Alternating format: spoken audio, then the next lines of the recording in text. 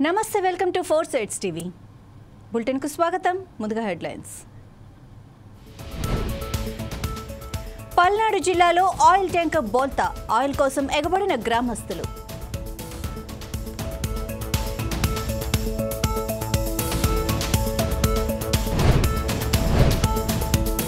University కొత్త campus భారతదేశ ఆధ్యాత్మిక సాంస్కృతికతకు ఆలవాలం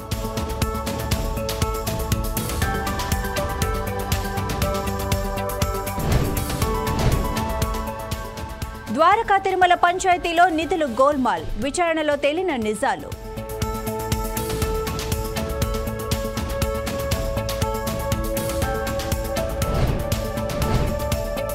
అన్నా క్యాంటీన్లు రీఓపెన్ ఆకలి తీర్చే అవకాశం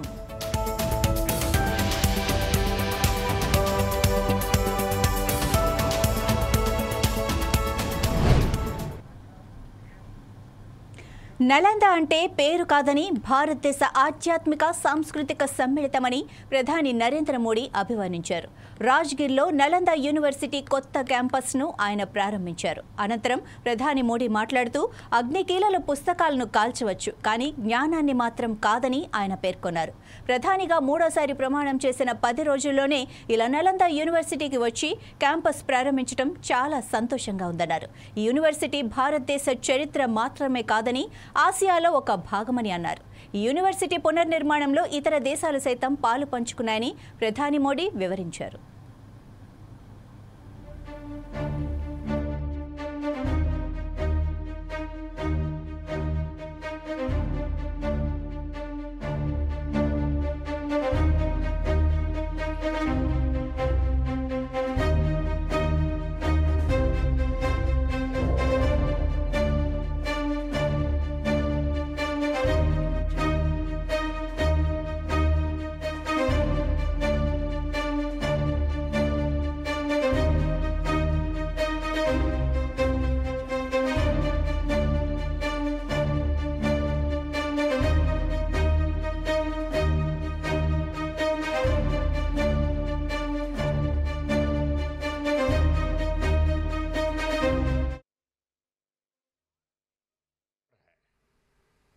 दुनिया बुद्ध के इस देश के साथ मदर ऑफ डेमोक्रेसी के साथ कंधे से कंधा मिलाकर चलना चाहती है.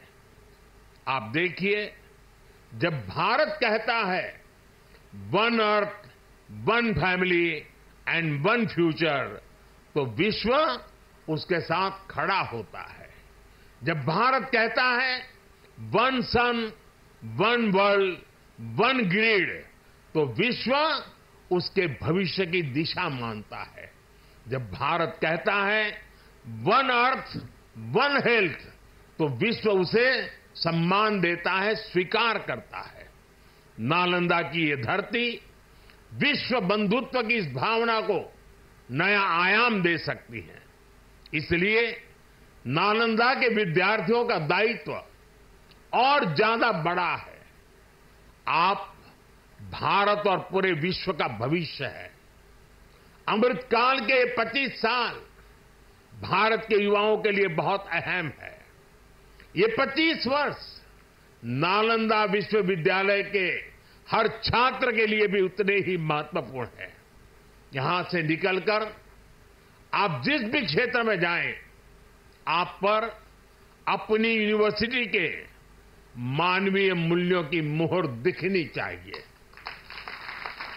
आपका जो लोगो है उसका संदेश हमेशा याद रखिएगा.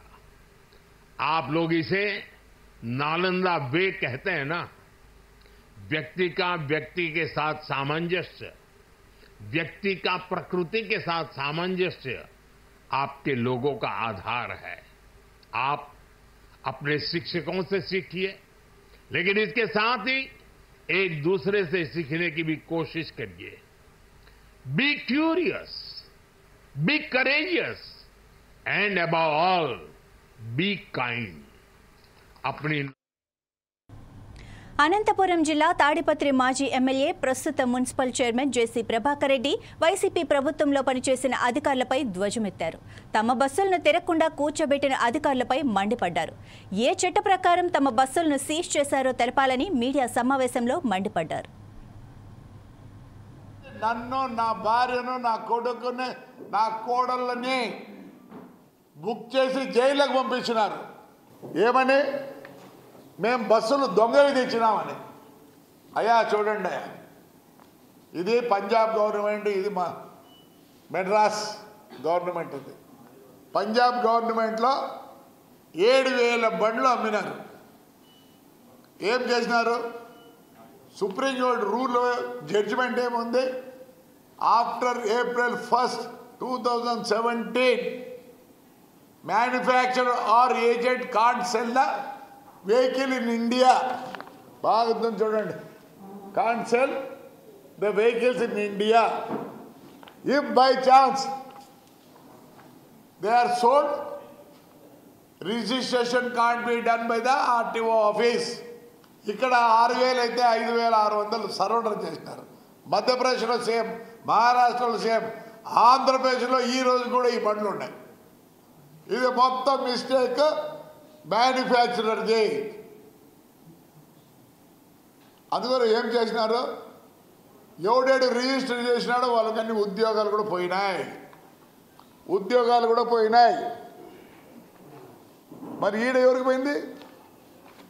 ఈడ నన్ను, నా భార్యను, అందరినీ లోపలేస్తారు.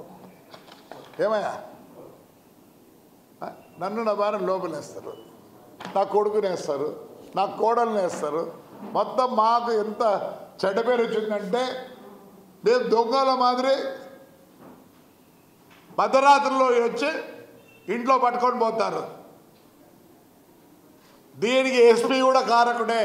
నన్ను పట్టుకొచ్చిన వాళ్ళందరి మీద రాశాను నేను బుక్లెట్. ఇదిగో మొత్తం బుక్లెట్తో సహా, నేను రూలు రెగ్యులేషన్తో సహా రెడీ చేసిన. నా రూట్ బస్సులు ఉన్నాయి, నాకు ఎవరికి లేవు. ఆంధ్రప్రదేశ్లో నాకు నన్ను రూట్ బస్సులు లేవు. ఇవన్నీ అతను అసిస్టెంట్ కమిషనర్ ప్రసాద్ రావు, ఈడ డిటిసి శివప్రసాద్, అందరూ బ్రేక్ ఇన్స్పెక్టర్లో మీ ఇండ్ల కాడొచ్చి కూర్చుంటా ఉంది. గవర్నమెంట్ కోర్టు ఇచ్చింది నాకు కలెక్ట్ చేయమని. ఈరోజు నేను బస్సు కొనాలి, 50 లక్షలు కావాలి. కాంపెన్సేషన్ కట్టించుకుంటా. మీ చేతులు అయితే ఆగే పోలీసు లేదు, గాలీసు లేదు. నేను న్యాయం కోరుతాను. ఈరోజు నుంచి 10 రోజులకి నా కొడుకు, నా కోడళ్ళు, చిన్నపిల్లలు 10-7 ఏళ్ళలో ఎస్పీ ఆఫీసులో కూర్చుంటారా? ఏలూరు జిల్లా ద్వారకా తిరుమల పంచాయతీలో భారీగా నిధులు గోల్మాలయ్యాయి. సుమారు 2.25 కోట్ల రూపాయల అవినీతి జరిగినట్లు అధికారుల నివేదికలో వెల్లడైంది. ద్వారకా తిరుమల పంచాయతీలో జరిగిన ఈ అవినీతిపై ఏడాది జనవరిలో కలెక్టర్కు స్పందన ద్వారా ఫిర్యాదు చేశారు గ్రామస్తులు. ఫిర్యాదు అందుకున్న కలెక్టర్ డిఎల్పీఓను విచారణ అధికారిగా నియమించారు. డిఎల్పీఓ విచారణ అనంతరం నివేదికను డిపిఓకి, అక్కడి నుంచి కలెక్టర్ ప్రసన్న వెంకటేష్కు అందించారు. అధికారులు అందించిన నివేదికలో 2.25 కోట్లు అవినీతి జరిగిందని నిర్ధారణ అయింది. దీనికి సంబంధించి పంచాయతీ సెక్రటరీ ఎల్ వెంకటేశ్వరరావు, గ్రామ సర్పంచ్ కుంటం స్వర్ణలత, గతంలో ద్వారకా తిరుమల ఎంపీడీఓగా పనిచేసిన ఆశీర్వాదంపై ఆరోపణలు వెల్లువెత్తుతున్నాయి. ఎంత ద్వారకా తిరుమలలో వెంకటేశ్వర స్వామి సొమ్ములు ఎంతమంది ఎంత తిన్నారో ప్రతి ఒక్కరు దాని మూల్యం చెల్లించుకొని అప్పచెప్పి తీరాలి. ద్వారకా తిరుమలలో అభివృద్ధి లేదు. అభివృద్ధి చేయడానికి కూడా ఎటువంటి నిధులు అనేది ఆస్కారం లేదు. ఎమ్మెల్యే గారికి కూడా నేను ఇది పర్సనల్గా ఏమండి ఇలా జరిగిందంటే, నేను ఇప్పుడు వెళ్ళిపోయినమ్మా, తానేటి వనిత గారు వచ్చారు, సో తానేటి వనిత గారికి మీరు చెప్పండి అని చెప్పి తలారి వెంకటరావు గారికి నేను కంప్లైంట్ ఇస్తే, ఆయన మీరు వెళ్ళి పోలీస్ స్టేషన్, అదేంటి సార్ మీ పరిధిలో అయింది కదా, ఏంటి సార్ పోలీస్ స్టేషన్ అది ఇది అంటారంటే, అవునమ్మా ఇప్పుడు నేను వేరే దానికి వెళ్ళాను, ఇప్పుడు తానేటి వనిత గారు ఉన్నారు, తానేటి వనిత గారు క్వశ్చన్ చేయమన్నారు. సో ఈ ప్రక్రియలో మొత్తం ఇప్పుడు ఎలక్షన్ కోడ్ పడడం ఇదంతా వల్ల కొంచెం రిపోర్ట్ రావడం అనేది డిలే చెల్లింది. డిపిఓ గారు మంచిగా మనకి స్పందించి అందిస్తారని ఇంకా చాలా హోప్స్తో నేను వెయిట్ చేస్తూ ఉన్నాను. సో ఎక్కడైనా సరే ఏదైనా సరే ద్వారకా తిరుమలలో ఏదైతే తిన్నారో మాకు చైల్డ్ అండ్ వెల్ఫేర్ డిపార్ట్మెంట్ నుంచి ఎంక్వైరీ జరిగింది, ప్లస్ DPO ఆఫీస్ నుంచి ఎంక్వైరీ జరిగింది. ఏ ఎంక్వైరీ జరిగినా దానికి సంబంధించినది నాకు కావాలని చెప్పి పర్ఫెక్ట్గా అడిగాను. ఏం లేదండి, ద్వారకా తిరుమలలో ఎంతమంది ఎన్ని రకాలుగా తిన్నారో ప్రతి ఒక్క రూపాయి ద్వారకా తిరుమల అకౌంట్కి చేరాలి, ద్వారకా తిరుమల అభివృద్ధి చెందాలి. ద్వారకా తిరుమలలో నేను కట్టే ప్రతి ఒక్క రూపాయి ఎవడు బాబు సొత్తు కాదు. ద్వారకా తిరుమలలో అసలు ఉద్యోగాలు చేయడానికి ఆస్కారం లేదు, పనులు చేయడానికి ఆస్కారం లేదు. అది చాలా చిన్న విలేజ్. ఒకవేళ మనము ద్వారకా తిరుమల టెంపుల్లో ఏదైనా ఉద్యోగం చేయాలన్నా సరే, లేకపోతే ఏదైనా షాప్ పాడాలని ఎన్నో లక్షల్లో పెట్టుకుని పాడాల్సిన స్థితిలో ఉన్నాం మేము. మాకు ఎటువంటి స్కోప్స్ లేదు. మేము ఏదో నానా కష్టాలు పడి ఇంటి పన్ను అని నీళ్ళ ఇంటి పన్ను అని నీళ్ళ పన్ను అని చెప్పి మేము కష్టపడి కడుతుంటే దాన్ని ప్రజలు ఇంత అన్యాయంగా, ఈ పంచాయతీ అధికారి కానీ అక్కడ ఉన్న వ్యవస్థ కానీ ఇంత దారుణంగా దాన్ని ఒక కొలాబరేట్ చేసి దాన్ని నాశనం చేశారంటే ఏం ఆశిద్దామండి. రూపాయి 2 రూపాయలు కాదండి. ఇవాళ ఇప్పుడే తెలిసింది నాకు, రిపోర్టర్స్ చెప్పడం వల్ల 1,20,00,000 అని DPO గారు ఇప్పుడే జస్ట్ చెప్పడం జరిగింది. అది కూడా నాకు ఇప్పుడు దాకా ఈ విషయం తెలియదు, ఇప్పుడు తెలిసింది. నేను ఏదో 30 లక్షలు 40 లక్షల స్కామర్, కానీ 1,20,00,000 అనేది ఎవరు ఇదండి, ఎవరు తిన్నట్టు. మాకు ప్రతి ఒక్క రూపాయి ఎవరి బాబు సొత్తు కాదు. ద్వారకా తిరుమల ఒక మంచి పుణ్యక్షేత్రము, దానికి వెంకటేశ్వర స్వామి గారి ఆశీస్సులతో మేమందరం చాలా కష్టపడి ఉన్నది. అది ఎవరో ఒకరు వచ్చి మేము ఎన్ని కంప్లైంట్లు పెట్టామో ఎక్కడ న్యాయం జరగాలి. ఇప్పుడైనా సరే మాకు న్యాయం జరగాలి. DPO గారు మాకు పాజిటివ్గానే ఉన్నారు, కాకపోతే ఎలక్షన్ కోడ్ ఇవన్నీ ఉండడం వల్ల కొంచెం డిలే అనేది జరిగింది. కానీ మేము DPO గారిని కానీ కలెక్టర్ గారిని ఒకటే ఆశీర్దిస్తున్నాము, ఏదైతే ఉందో అది కుండ బద్దలు కొట్టినట్టు బయటకు తీసుకొచ్చి ప్రజలకి ద్వారకా తిరుమలలో 1,5,00,000 జరిగింది. అది చిన్న విషయం కాదు, మీకు చిన్న విషయం అవ్వచ్చు, కానీ మాకు చాలా పెద్ద విషయం. రాష్ట్ర సూక్ష్మ, చిన్న, మధ్య తరహా పరిశ్రమలు, NRI సాధికారిక సంబంధాల శాఖ మంత్రి కొండపల్లి శ్రీనివాస్ నాయుడు పశ్చిమ గోదావరి జిల్లా భీమవరం వచ్చారు. అత్తమామల ఆశీర్వాదం తీసుకోవడానికి వచ్చానని, ప్రజాసేవ చేయడానికి నాకు మంత్రిగా అవకాశం కల్పించిన ముఖ్యమంత్రి చంద్రబాబుకు, యువ నాయకుడు లోకేష్కు కృతజ్ఞతలు తెలుపుతున్నానని అన్నారు. తూర్పు కాపు విద్యార్థులకు OBC సర్టిఫికెట్ల విషయంలో నష్టం జరుగుతోందని, రాష్ట్రంలో 3 జిల్లాల్లో మాత్రమే బీసీలుగా గుర్తిస్తున్నారని, మిగిలిన జిల్లాల్లో బీసీలుగా పరిగణించడం లేదని తెలిపారు. రాష్ట్రంలో NDA కూటమి అధికారంలో ఉంది కాబట్టి తూర్పు కాపు విద్యార్థులకు న్యాయం జరిగేలా కృషి చేస్తా అన్నారు. విదేశీ విద్యా పథకాన్ని పూర్తి స్థాయిలో అమలు చేస్తామని తెలిపారు. ఆ క్రమంలో ఆయన ఆశీర్వాదం కోసం ఆయన ఇంటికి రావడం జరిగింది. అత్తమామల ఆశీర్వాదం కోసం ఆయన ఇంటికి వచ్చి ఆశీర్వాదం తీసుకొని వస్తే మొత్తం భీమవరం అందరూ కూడా పులకరించి నన్ను దీవించడానికి వచ్చారు. వీళ్ళందరికీ కూడా ప్రత్యేకమైన ధన్యవాదాలు తెలియజేసుకుంటున్నాను. అంటే ఒక మంత్రిగా, యువ నాయకులుగా ఈరోజు నాకు ఈ అవకాశం కల్పించిన చంద్రబాబు నాయుడు గారికి, అలాగే మా యువ నాయకులు లోకేష్ బాబు గారికి, వారికి ప్రత్యేకమైన ధన్యవాదాలు తెలియజేసుకుంటూ ఈరోజు ఈ హోదాలో ఇక్కడ రావడం, మీ అందరినీ పరిచయం చేసుకోవడం చాలా ఆనందంగా ఉందని, మరి ప్రజాసేవ చేయడానికి చాలా బాధ్యతైన పొజిషన్లో నాకు ఈ అవకాశం కల్పించిన ప్రజానీకానికి నేను చాలా సంతోషంగా ఈ 5 ఏళ్ల కాలం మంచి సేవను అందిస్తానని ఈ వేదిక ద్వారా తెలియజేస్తాను. అంటే గత 10 ఏళ్ళుగా మా మావయ్య గారు దాని OBC చైర్మన్, దాన్ని పూర్తి స్థాయి కసరత్తు చేస్తూనే ఉన్నారు. క్షేత్రస్థాయిలో ఏ రకంగా అయితే దాన్ని సాల్వ్ చేసే దశగా ఢిల్లీలో ఆయన పూర్తి స్థాయిలో ఎంతవరకు అయితే తీసుకెళ్లారో అక్కడి నుంచి ముందుకు తీసుకెళ్ళడానికి, ఒక సొల్యూషన్ వచ్చే దశగా పనిచేయడానికి నేను కృషి చేస్తానని. ఎందుకంటే ఇది చిన్న విషయం కాదు. ఒక OBC అంటే 3 జిల్లాల్లో బీసీగా పరిగణన చేసుకొని ఈ మిగతా జిల్లాల్లో BC కింద పరిగణన చేసుకోకపోవడం అని జనరల్ కేటగిరీలో, అంటే సెంట్రల్ గవర్నమెంట్ OBCలో పరిగణన లేకపోవడం చాలా బాధాకరం. చాలా మంది విద్యార్థులు నష్టపోతున్నారు. వాటికి ఏ రకంగా అయితే పరిష్కారం రావాలో ఈరోజు తెలుగుదేశం, బీజేపీ ఏదైతే కలయిక ఉందో, జనసేన 3 పార్టీలు కలయిక ఉందో, ఈ NDA కూటమి రాష్ట్రంలోని దేశంలో ఉందో, ఇప్పుడు ఖచ్చితంగా ఈ గవర్నమెంట్ లో ఖచ్చితంగా మనం ఈ తూర్పు కాపుకి న్యాయం చేసే విధంగా నేను పూర్తి స్థాయిలో కసరత్తు చేస్తానని. పల్నాడు జిల్లా రాజుపాలెం మండలం పెద్దనెమలపురి గ్రామం వద్ద ఆయిల్ ట్యాంకర్ బోల్తా పడింది. నిజాంపట్నం నుండి హైదరాబాద్ ఫ్యాక్టరీకి వెళ్తున్న ఆయిల్ ట్యాంకర్ డ్రైవర్ నిద్రమత్తులో ఉండటంతో ప్రమాదం చోటు చేసుకుంది. దీనితో దగ్గరలో ఉన్న గ్రామస్తులు రోడ్డు మీద పడిపోతున్న ఆయిల్ కోసం బార్లు తీరారు. ఘటనా స్థలానికి చేరుకున్న పోలీసులు జేబీసీల సహాయంతో ఆయిల్ ట్యాంకర్ను పక్కకు తరలించి కిలోమీటర్ల మేర ఆగి ఉన్న ట్రాఫిక్ జామ్ను నకిరేకల్లు పోలీసులు క్లియర్ చేశారు.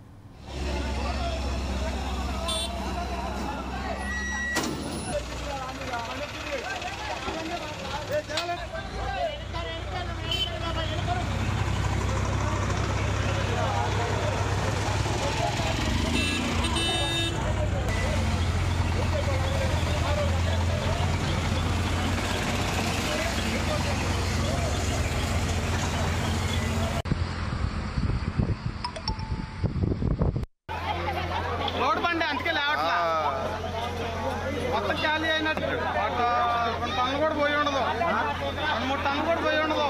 ఏంది 10 పోయిందంట, 10 పోయిందంట. ఇప్పుడు చెబుతున్నా వెళ్ళదా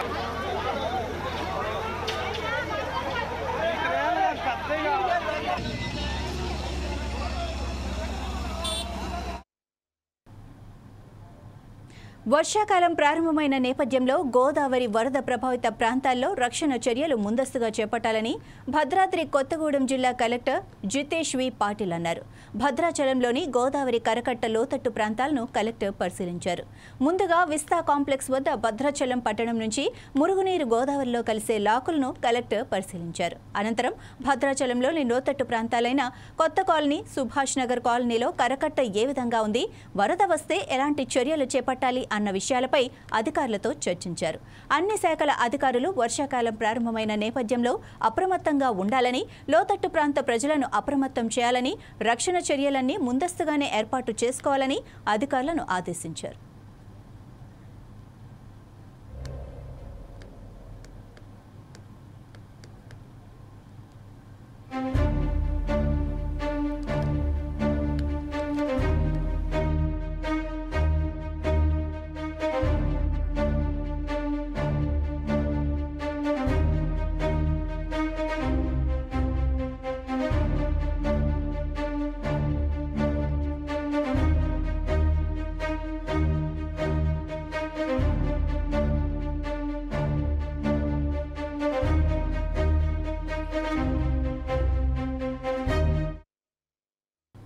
అంబేద్కర్ కోనసీమ జిల్లా కొత్తపేట నియోజకవర్గం బహుముఖ ప్రజ్ఞాశాలి లక్షలాది మందికి ఉపాధి కల్పించిన మహనీయుడు రామోజీరావు విగ్రహం తయారు చేయటం తనకు రావటం అదృష్టంగా భావిస్తున్నానని ప్రముఖ శిల్పి రాజ్ కుమార్ వడియార్ అన్నారు.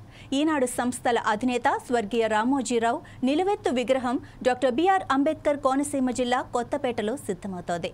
ప్రముఖ శిల్పి రాజ్ కుమార్ వడియార్కు చెందిన వడియార్ ఫైన్ ఆర్ట్స్లో తుది మెరుగులు దిద్దుకుంటోంది. ఈ సందర్భంగా 4 Sides టీవీతో రాజ్ కుమార్ వడియార్ మాట్లాడారు. ఆర్థిక రాజధాని విశాఖపట్నంలో ఈ విగ్రహాన్ని ప్రతిష్ఠించనున్నారని, విజయనగరం ఎంపీ కలిశెట్టి అప్పలనాయుడు కోరిక మేరకు 7.5 అడుగుల ఎత్తుతో రామోజీ విగ్రహాన్ని తయారు చేస్తున్నానని తెలిపారు. రామోజీరావు విగ్రహాల తయారీ కోసం చాలా మంది ఫోన్లు చేస్తున్నారని, తెలుగు రాష్ట్రాలలోనే కాక ఇతర రాష్ట్రాలలో కూడా పెట్టాలన్న ఆలోచనలో ఉన్నారని తెలిపారు. విగ్రహ తయారీ ఖర్చు మాత్రమే తీసుకొని రామోజీరావు విగ్రహాలు తయారు చేసి ఇస్తానని తెలిపారు.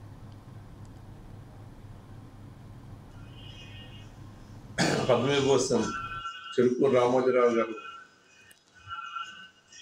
అందరికి ఎంతో మందికి మార్గనిర్దేశం చేసినటువంటి మహోన్నతమైనటువంటి మూర్తి భవించినటువంటి ఆ మూర్తి యొక్క విగ్రహాన్ని 7.5 అడుగుల ఎత్తులో వ్యాక్స్ విగ్రహం తయారు చేసి కాంస్య విగ్రహంగా రూపకల్పన చేస్తున్నాం. ముఖ్యంగా ఆయన ప్రస్థానం విశాఖపట్నంలో 1974లో ఆయన ప్రస్థానం అక్కడ ఈనాడు ప్రస్థానం ప్రారంభమైంది. అక్కడ ఆయన కాంస్య విగ్రహం పెట్టాలనేటువంటిది కలిశెట్టి అప్పలనాయుడు, విజయనగరం పార్లమెంట్ సభ్యులు వారి సూచన మేరకు ఆ విగ్రహాన్ని రూపకల్పన చేయడం జరిగింది. ఇంకా ప్రతి చోట కూడా ప్రతి రాష్ట్రాల్లో కూడా చాలా రాష్ట్రాల నుంచి అప్పుడే వాళ్ళు పెట్టాలనే కోరిక అయితే ఉంది. మొత్తం చాలా విగ్రహాలు పెట్టాలనేటువంటి సంకల్పం రిటైర్ అయినటువంటి ఉద్యోగస్తులు కూడా ముందుకు వచ్చి ఈ రోజు రామోజీరావు గారి విగ్రహం పెట్టాలనేటువంటి వాళ్ళ అభిరుచి చూస్తూ ఉంటే ఆయన ఎంత బహుముఖ ప్రజాశాల అందరూ అర్థం చేసుకోవచ్చు. ఆయన గురించి చెప్పడానికి మాటలు చాలవు. ఆయనటువంటి వ్యక్తిత్వమైనటువంటి ఎంతో మందికి, కొన్ని లక్షల మందికి రోజు ఉపాధి చూపించినటువంటి ఆయన యొక్క విగ్రహం చేయడం నేను చాలా అదృష్టంగా భావిస్తున్నాను. కేజీహెచ్లో నెలలు నిండని బిడ్డ ఆరోగ్యం కోసం ఓ తండ్రి పడిన కష్టం సామాజిక మాధ్యమాల్లో వైరల్ అయింది. తూర్పుగోదావరి జిల్లా కోటనందూరుకు చెందిన అల్లు శిరీష అనే గర్భిణిని కుటుంబ సభ్యులు మంగళవారం ఉదయం కేజీహెచ్ ప్రసూతి విభాగంలో చేర్పించారు. నెలలు నిండకుండానే ఓ బిడ్డకు జన్మనివ్వడంతో ఆ శిశువును పిల్లల వార్డుకు అనుబంధంగా ఉన్న LICUలో ఉంచాలని వైద్యులు సూచించారు. దీంతో ఆ పసికందుకు ఆక్సిజన్ పెట్టి NICUలో బయలుదేరారు. నర్సు బిడ్డను పట్టుకొని ముందు నడవగా సమయానికి సిబ్బంది లేకపోవడంతో శిశువు తండ్రి అల్లు విష్ణుమూర్తి ఆక్సిజన్ సిలిండర్ని భుజాన వేసుకుని ఆమె వెంట వెళ్లారు. ఈ ఘటన వీడియో తీసిన కొందరు సామాజిక మాధ్యమాల్లో పెట్టారు. దీనిపై ఆసుపత్రి పర్యవేక్షక వైద్యాధికారి డాక్టర్ శివానంద ఆరా తీశారు. వైద్యులు సిబ్బందిని పిలిచి ఆగ్రహం వ్యక్తం చేశారు. ఇటువంటి ఘటనలు పునరావృతం కాకూడదని ఆదేశించారు. ఇక నుంచి బ్యాటరీ వాహనాన్ని అందుబాటులోకి తెస్తామన్నారు.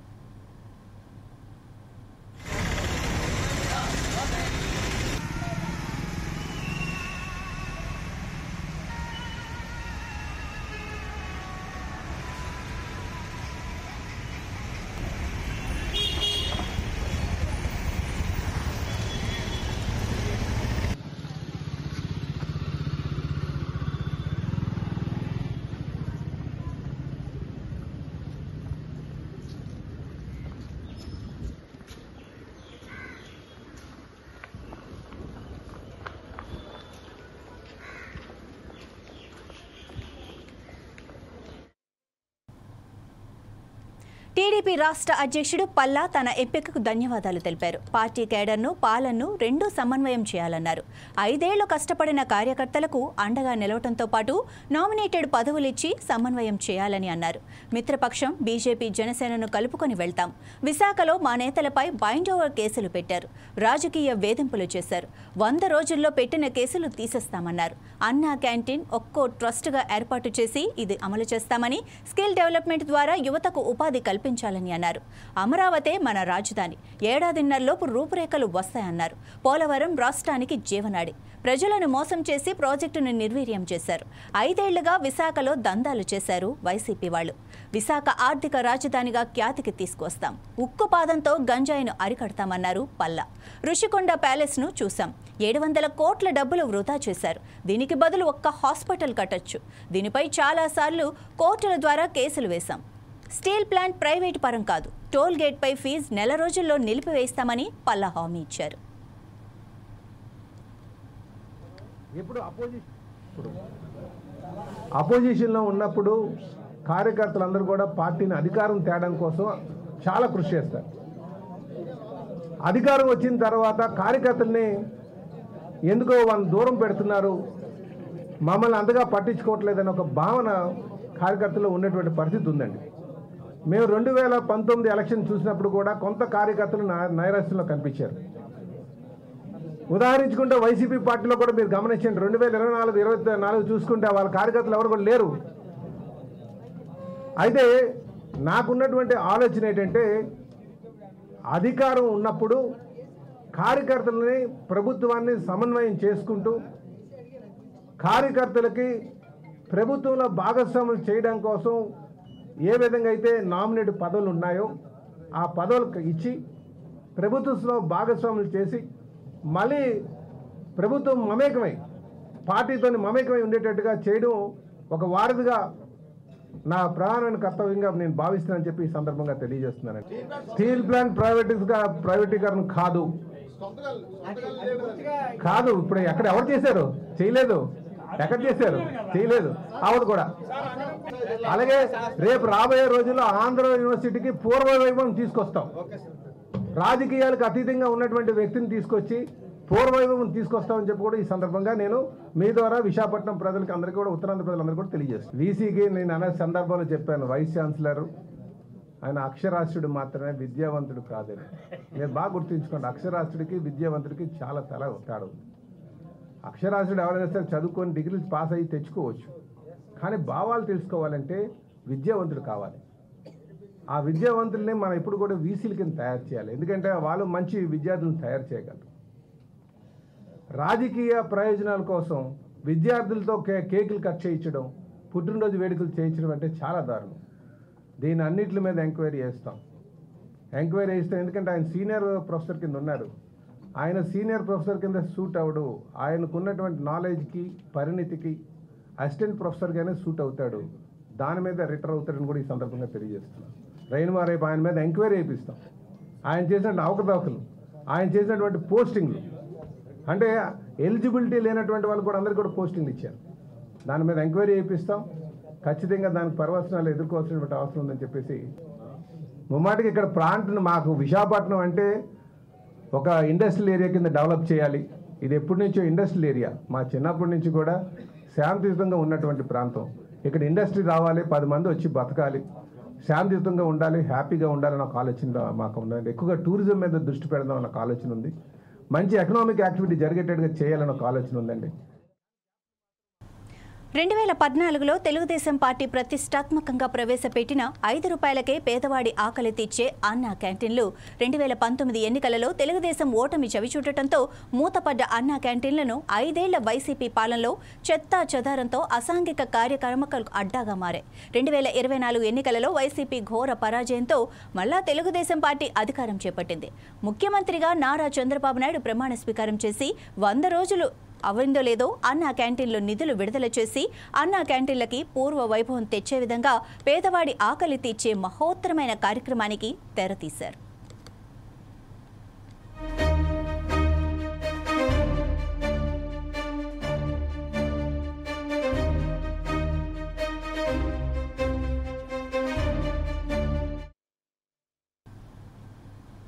కాలేజీలు, స్కూల్స్ ప్రారంభం కావడంతో సిటీ బస్సుల్లో ఫుడ్ పోర్ట్ ప్రయాణం అధికమవుతోంది. దీంతో ప్రమాదాలు అధికమవుతున్నాయి అన్న ఉద్దేశంతోనే ఆర్టీసీ అధికారులు ఆదేశాల మేరకు సికింద్రాబాద్ రీజన్లో ఫుడ్ పోర్ట్ ప్రయాణంపై రోజుకు ఒక రూట్లో అవగాహన కార్యక్రమాలు నిర్వహిస్తున్నారు. అందులో భాగంగా ఉప్పల్ డిపో వద్ద డిపో మేనేజర్ శ్రీనివాస్ ఆధ్వర్యంలో గట్కేసర్ టు ఉప్పల్ రూట్లో డ్రైవర్లు, కండక్టర్లు, ప్రయాణికులు తీసుకోవాల్సిన జాగ్రత్తలు వివరించారు. ప్రయాణికులు బస్సులు ఆగే పాయింట్ వద్దనే నిలుచుంటే అక్కడే బస్సు ఆగుతుంది. తొందరపడి ముందుకు రావటం వల్ల చాలా ఇబ్బందులు కలుగుతాయి. డ్రైవర్లు కూడా బస్సు వేలోనే బస్సును ఆపాలి. అందరూ ప్రయాణికులు ఎక్కిన తర్వాత లేదా దిగిన తర్వాత బస్సు మూవ్ చేయాలి. కండక్టర్లు కూడా ప్రయాణికులు అందరూ ఎక్కిన తర్వాత విజిల్ వేసిన తర్వాత బస్సు మూవ్ చేయాలి. మెరుగైన ప్రయాణం కొరకు సికింద్రాబాద్ రీజన్లో మొత్తం మా టీమ్స్తో ఈ అవగాహన కార్యక్రమాలు నిర్వహిస్తున్నామని ఉప్పల్ డిపో మేనేజర్ శ్రీనివాస్ తెలిపారు.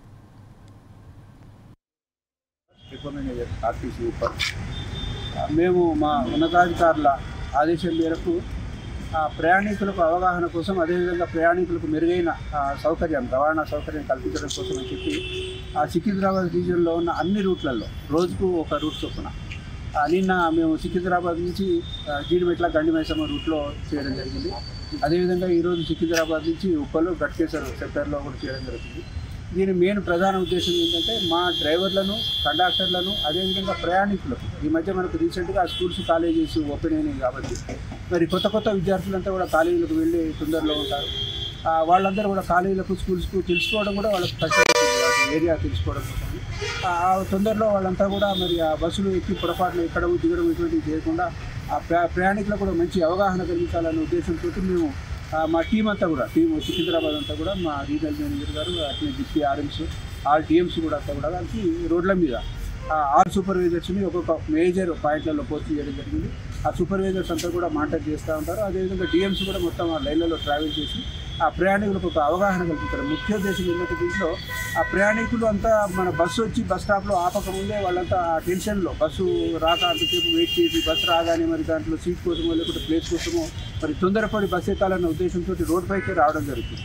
ఆ రోడ్ మీద రావడం వల్ల ఏమవుతుందంటే మా డ్రైవర్లు కూడా సరిగ్గా దాన్ని తీసుకొచ్చి ఒక సైడ్కు బస్ వేలో ఆపే పరిస్థితి లేకుండా ఇబ్బందులు కలిగే పరిస్థితి ఏర్పడుతుంది. దానికోసం అయితే మా డ్రైవర్లు కూడా మేము ప్రత్యేకంగా ఏం అవగాహన కల్పించాలనుకున్నామంటే బస్సును ఖచ్చితంగా తీసుకొచ్చి బస్ బేలో మాత్రమే ఆపాలి. ఎట్టి పరిస్థితుల్లో బస్ స్టాప్లో బస్ బేలో ఆపాలి. దాంట్లో బస్సులో ప్రయాణికులు పూర్తిగా బస్సు ఎక్కి దిగేంత వరకు, ప్రయాణికులు మొత్తం అందరు దిగిన తర్వాత ఎక్కే ప్రయాణికులంతా కూడా బస్సులో ఎక్కిన తర్వాత మాత్రమే బస్సును మూవ్ చేయాలి. అంతవరకు ఎట్టి పరిస్థితులలో బస్సును ముందుకు జరపకూడదు. దీన్ని డ్రైవర్ గారు ఎన్ష్యూర్ చేసుకోవాలి. అదేవిధంగా కండక్టర్ కూడా ఇంకా డోర్ దగ్గర ఉన్నప్పుడు ప్రయాణికులంతా కూడా పూర్తిగా దిగి బస్సులో ఎక్కే ప్రయాణికులంతా కూడా ఎక్కిన తర్వాత ఆయన ఎన్ష్యూర్ చేసుకొని ఆయన విజిల్ ఇవ్వాలి కంపల్సరీ. కూడా కండక్టర్లు కూడా ఏం చెప్తున్నామంటే కండక్టర్ విజిల్ ఇచ్చి ఓకే అన్న తర్వాత మాత్రమే బస్సులు మూవ్ చేయడం జరుగుతుంది. ఇది కండక్టర్ దగ్గర తీసుకున్నాం. అంతేకాకుండా ప్రయాణికులు కూడా మేము చెప్పదలుచుకుంది ఏంటంటే దయచేసి బస్సులు వచ్చి ఖచ్చితంగా బస్ స్టాప్లలో ఆపుతారు. బస్ వేలో నిలబడండి. మీరేం తొందరపడి టెన్షన్ పడి ఏం జరుగుతుందంటే ఒక్కొక్కసారి ఒక ఇద్దరు ప్యాసింజర్స్ ఉంటారు, ఇద్దరు ఫ్రెండ్స్ లేకపోతే రిలేటివ్స్ ఉంది, ఒకరు ఒక బస్సు ఎక్కిపోతున్నారు, ఇంకో బస్సు ఎక్కుతున్నారు. ఆ తొందరలో ఏమవుతుందంటే ఆ ముందు ఎక్కిన వాళ్ళు కూడా దిగి మళ్ళీ మా రిలేటివ్ లేకపోతే ఫ్రెండ్ ఆ బస్సు ఎక్కింది కదా అని దుంకి ఆ బస్సు ఎక్కడానికి అట్లా ప్రయత్నాలు చేస్తున్నారు. దయచేసి అట్లా చేయకుండా ఇద్దరు కలిసి ఉండండి. మీకు ఏదైనా సమస్య వచ్చినప్పుడు ఖచ్చితంగా మా డ్రైవర్ గారు కండక్టర్ గారు ఇస్తే బస్సు ఆపుతారు, మీకు క్షేమంగా వెళ్ళేటట్టు. ఇంకో బస్సు మీరు ఇది దిగి ఇంకో బస్సు ఎక్కాలనుకుంటే ఆ బస్సు ఎక్కడానికి కూడా మా వాళ్ళు కూడా సహకరిస్తారు. దయచేసి మీ ప్రయాణికులందరినీ కూడా నేను విజ్ఞప్తి చేస్తుంది ఏంటంటే దయచేసి సమయమును పాటించండి, తొందరపడదు. బస్సు ఎక్కేటప్పుడు జాగ్రత్తగా ఉండండి. మా డ్రైవర్ కండక్టర్లు కూడా మీకు తప్పకుండా సహకరిస్తారు. బస్సును తీసుకొచ్చి నిజామాబాద్ జిల్లా ప్రభుత్వ జనరల్ ఆసుపత్రిలో యూరాలజీ సేవలు ప్రారంభించినట్లు సూపరింటెండెంట్ డాక్టర్ ప్రతిమారాజ్ తెలిపారు. ఈ సందర్భంగా మీడియాతో మాట్లాడుతూ 3 నెలల కిందట న్యూరాలజీ సేవలను ప్రారంభించి అనేక శస్త్రచికిత్సలు విజయవంతంగా చేశామన్నారు. అలాగే ఇటీవల జానీ, రవి అనే 2 బాధితులకు మూత్రపిండంలో రాళ్లు ఉండటంతో వారికి విజయవంతంగా సర్జరీ చేసినట్లు తెలిపారు. యూరాలజీ విభాగానికి డాక్టర్ శబరినాథ్ రావటం సంతోషకరమన్నారు. భవిష్యత్తులో మూత్రపిండాలకు సంబంధించిన ఇతర చికిత్సలు కూడా అందుబాటులోకి రానున్నాయని తెలిపారు. జిల్లా వాసులు యూరాలజీ సేవలను సద్వినియోగం చేసుకోవాలని కోరారు. లేదే ఆ సర్జరీనే జరగదు. So doctor Kiran, doctor Ravi Nagaprasad sir ప్రతి నెలలో మనకి మినిమం 1200 నుంచి 1400 మేజర్ సర్జరీస్ అవుతున్నాయి. అది ఆల్మోస్ట్ రాష్ట్రంలోనే మనం ఫస్ట్, సెకండ్ ప్లేసెస్లోనే ఉంటున్నాం ఆల్వేస్. లేటెస్ట్గా ఈ వీక్లో మనము 2 పేషెంట్స్, ఒకళ్ళు షేక్ జానీ అండ్ రవి, వారిద్దరిని మనం అడ్మిట్ చేసుకొని వాళ్ళ యూరినరీ బ్లాడర్ అంటే మూత్రాశయం, మూత్రపు సంచి నార్మల్ భాషలో, ఆ సంచిలో స్టోన్ వచ్చి చేరింది. సో అది ఓపెన్ చేసి ఆ స్టోన్ని తీసి వాళ్ళకి ట్రీట్మెంట్ చేయడం జరిగింది. ఒక పేషెంట్ జానీకేమో అరౌండ్ 2 సెంటీమీటర్స్ స్టోన్, అంటే 18 మిల్లీమీటర్ల పైన ఉంది ఆ స్టోను. అండ్ ఇంకొక పేషెంట్ రవికేమో 70 సెంటీమీటర్ల స్టోను, 70 మిల్లీమీటర్ల స్టోన్ ఉంది. చాలా పెద్ద సైజ్గా కన్సిడర్ చేస్తాం మనం. ఆ స్టోన్స్ని మనం ఇక్కడ గవర్నమెంట్ హాస్పిటల్లో ఆపరేషన్ చేసి ఆ స్టోన్స్ని రిమూవ్ చేసి వారు మీ ముందు కూర్చొని ఉన్నారు.